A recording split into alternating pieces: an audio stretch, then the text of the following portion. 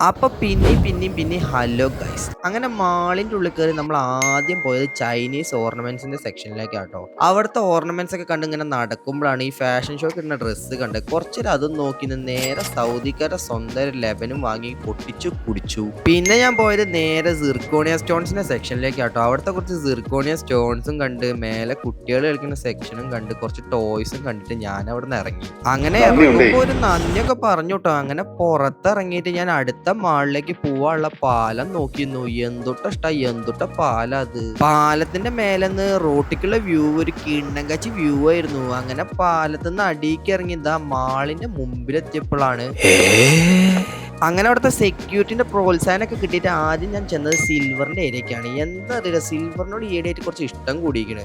അങ്ങനെ നമ്മുടെ രണ്ടാമത്തെ മാള് കയറിയിട്ട് എല്ലാ സിൽവർ കടയത്തെ മോഡലൊക്കെ നോക്കി. പിന്നെ സൗദിയിൽ എത്തിയതിനു ശേഷം എനിക്ക് ആകെ ഒരേ ഒരു ചിന്തയുള്ളൂ. അങ്ങനെ ഫുഡും കഴിച്ച് ഇഷാമിന്റെ ഉപ്പന്റെ കളി ഞാൻ റൂമിക്ക് പോയി.